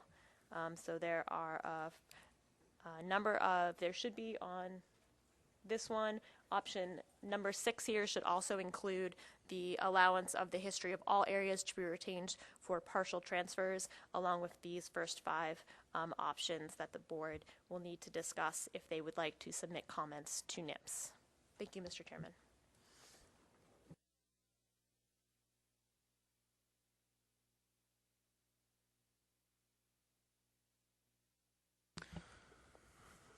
All right, comments from the board. We need to provide staff with input on these 5, and actually 6 items that are up on the screen, the 6th one being the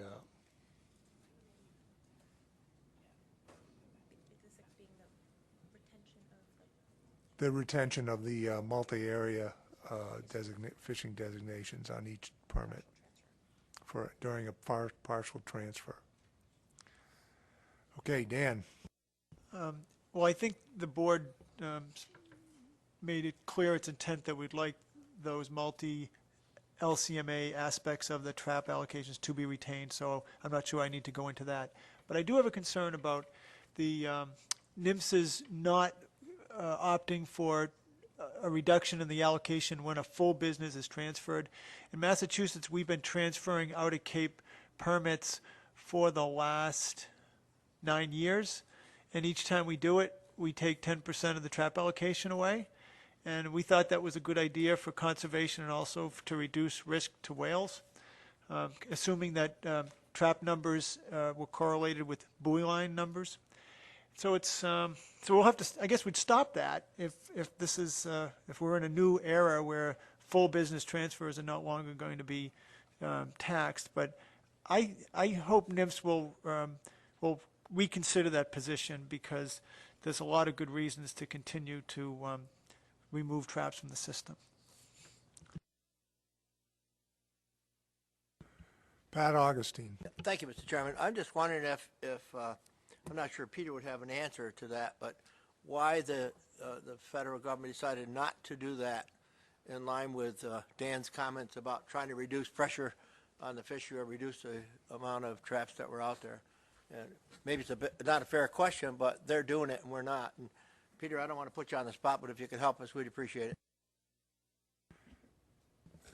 Yes, thanks, Pat, for the question. This is an important issue, and this is, I think, one of the, first and foremost, this is still a proposed rule, so we appreciate the comments here, and are glad to have the opportunity to have the whole board here to be able to comment on some of these, because there's a lot of complicated issues here.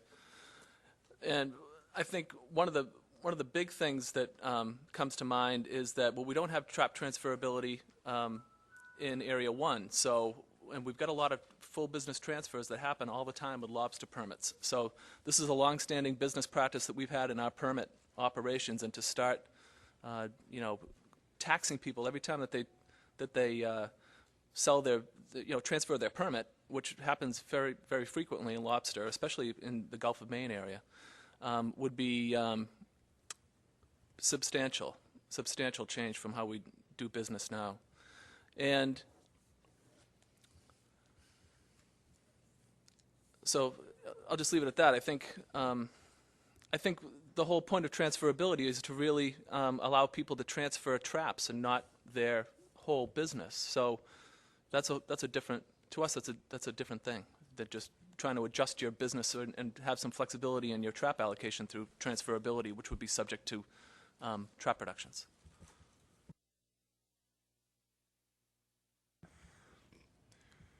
Dave Borden.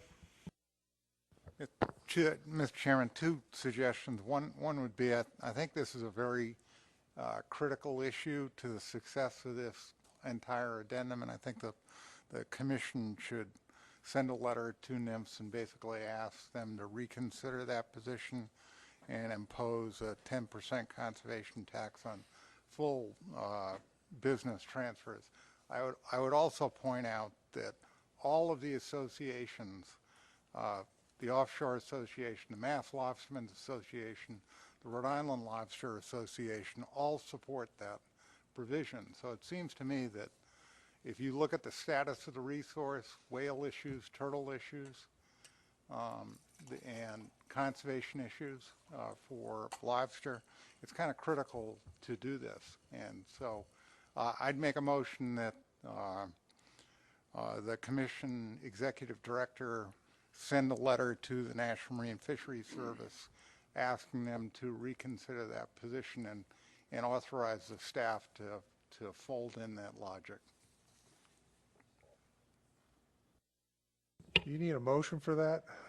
Because we were going to comment on, the Commission was going to provide comments on the rules, and we were just trying to get input as to what aspects we should be commenting on, and I think we've heard that loud and clear, and also concerning the multi-area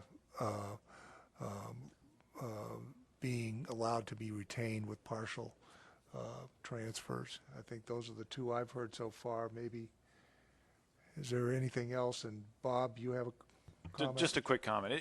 If the group, agrees with that sentiment to send a letter, we can do it. I think technically we should ask the policy board if that's okay, since that's been the pattern or the practice is that letters going to the service or anyone else under the executive director's signature are approved by the policy board. So we can do that, probably a formality more than anything else. Okay, I think that's appropriate. We'll just bring that up to the policy board. Peter Burns and then Bill Adler. Thank you, Mr. Chairman. And just for the sake of discussion on the topic, not to stymie the thoughtful comments of the board, but just I don't think I made my point clearly enough when I was trying to give the rationale for our stance on this full business transfer and the no conservation tax. And I think this comes back to Area 1. We want to try to be consistent here. We've already got an issue with the proposed rule that has to do with transferability because we don't have transferability in Area 1. We don't have individual trap allocations by permit. It's a flat trap cap. Everybody has 800 traps. So we don't have. So that was one of the issues that we have that's in our proposed rule is that somebody who has an allocation in Area 3 or Area 2 or at the Outer Cape and also is Area 1, if they sell those under the Commission's plan as recommended to us, if they sell those Area 3 or Outer Cape or Area 2 traps, they lose their Area 1 eligibility and they can't fish with traps there anymore. And one of the reasons, one of the main reasons is because there's no mechanism in place to be able to deduct 300 traps from somebody's Area 1 allocation. So this is the same thing. So we understand that that the board, some folks on the board might think that this is an important issue from a conservation standpoint to be able to continually reduce traps through the conservation tax on a full business transfer. But the issue is how are we going to do it? And again, we don't, lobster lobster businesses get transferred a lot. Lobster permits get transferred very, very frequently. And for some, as it is, we don't have any way to deduct their allocation.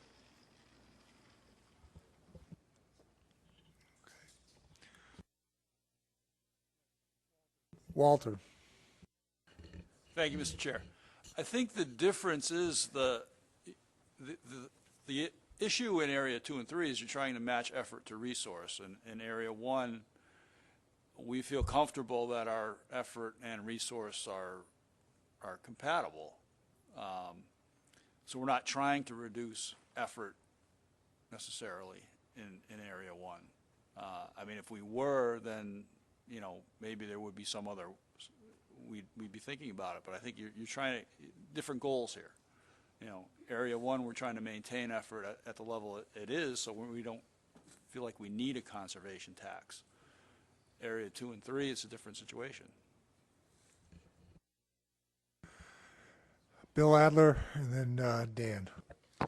If I would, may, Mr. Chairman, I would like to ask Peter Burns on this Area 1 issue.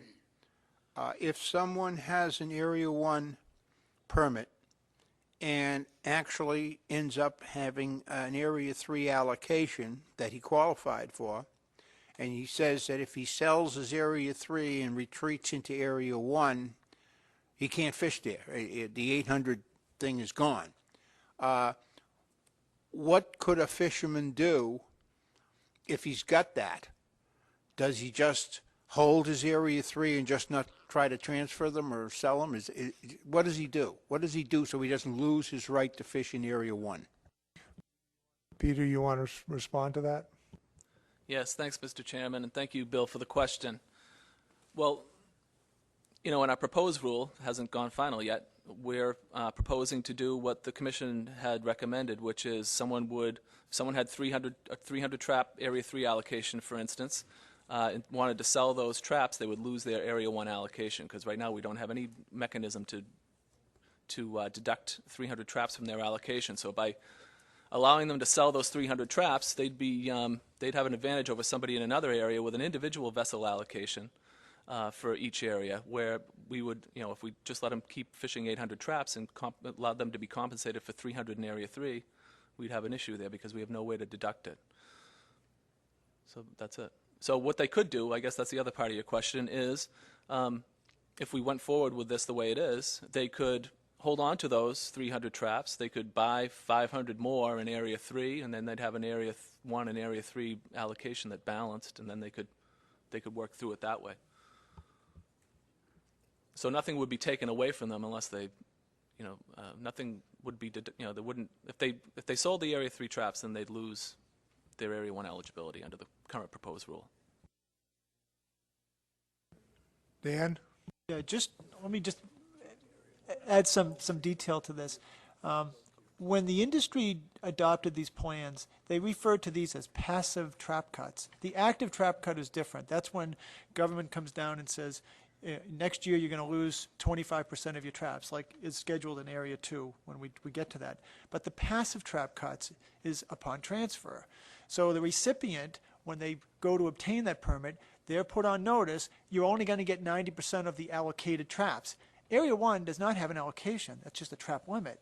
So in Bill's scenario, an Area 1 fisherman who has an Area 3 allocation probably isn't fishing it because most people can't make a living on 300 traps in Area 3.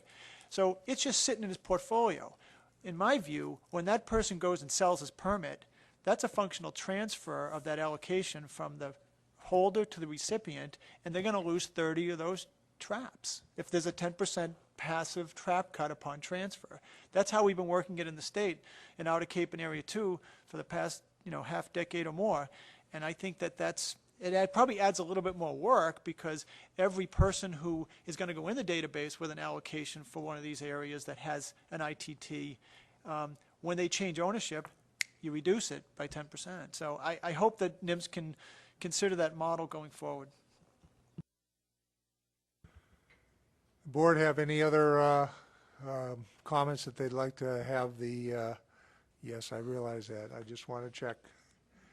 would like the commission to recommend to the policy board that they send a letter on these comments.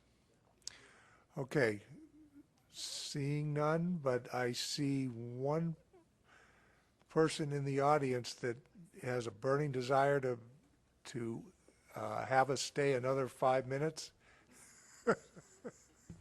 You know, it's my last meeting. I couldn't just let it go without doing this It's to the wrong person. This is, oh, sorry. Well, that's okay. You have to let me go this time. Okay. Just getting to that NIMS issue that you're talking about now, I just want to say that, as Pete said, the Area 2, 3, and Outer Cape people have been impacted by the fact that if they sell anything, they can't go into Area 1 anymore. So they've taken a hit, or they've taken whatever it is, they've eaten their medicine, and because of the Area 1 rules, and that's okay. But that being the case, as was said earlier, all of the industry understand and agree to the fact that these passive reductions are good for the resource, and they want to see it happen. So as an added benefit, you know, to maybe put into your letter, if you are going to write one to the commission, perhaps you could recommend that the only transfers that you recommend be taxed at 10% are those full business transfers that are participants in the transferability program. So that would leave Maine out. Thank you. Does the board feel that would be an appropriate comment to make? No. No. Okay.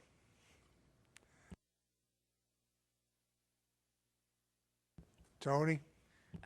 I just want to point out that the board has not commented on issue 4, and that is a difference from what is in our plan.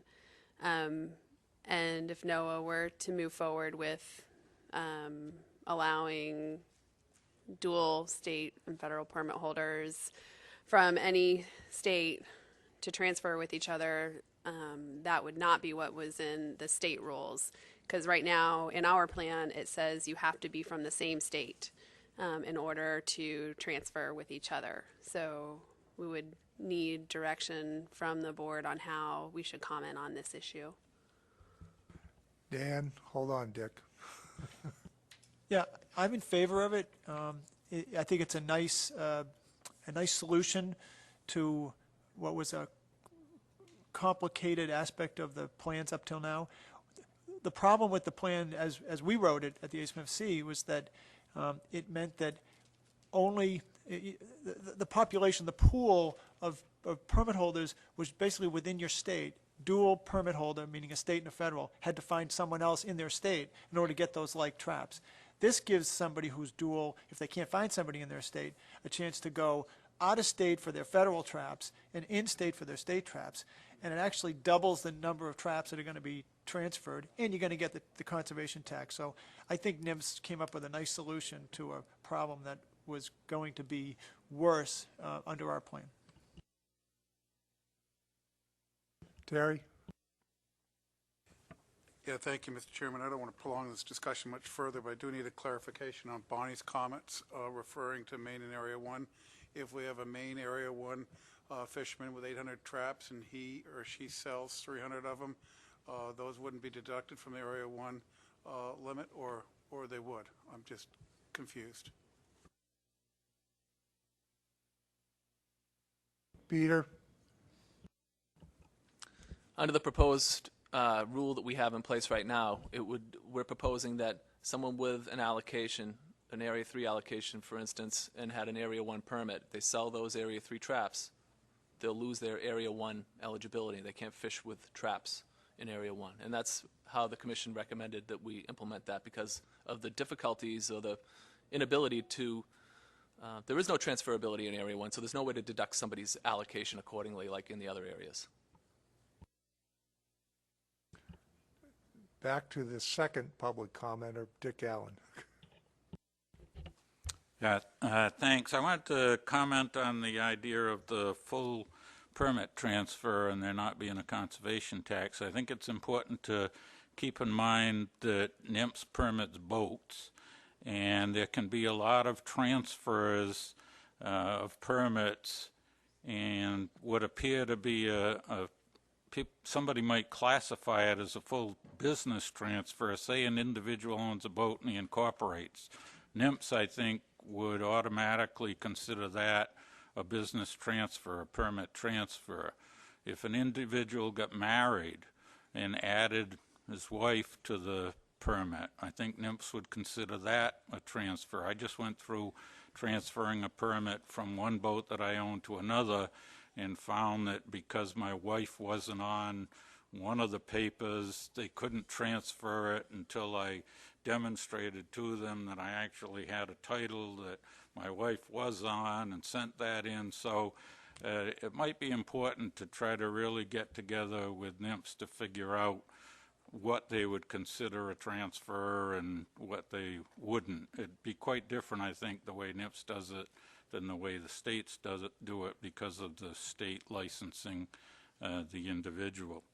I also wanted to comment on this Area 1 fisherman who wants to sell 300 traps and keep his 800 in Area 1. I think it's important to remember that he never had 1,100 traps.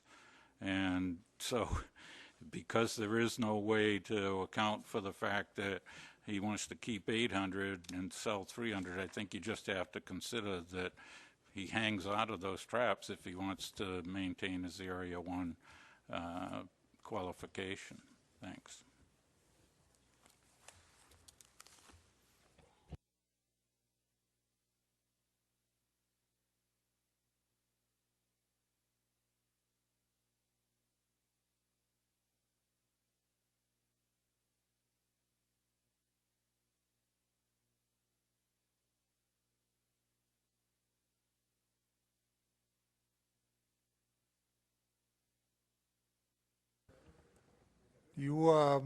So you've made your comments, so we're not going to make any comments on Area 2 and 3 trap caps?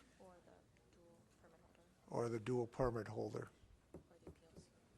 Or the appeals process? Dan? Well, I just endorsed number 4, so.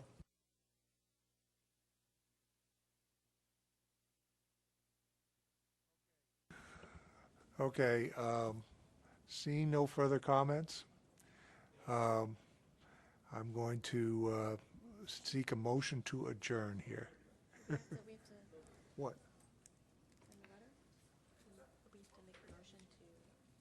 Do we need a motion? I thought we, yeah, I thought we didn't need a motion. Okay, motion to adjourn. Second, approved. Thank you. Well, real quick, Tony has an announcement before you go, but once the we'll start striped bass around between 2 and 2:15 as quick as we can get back in here. The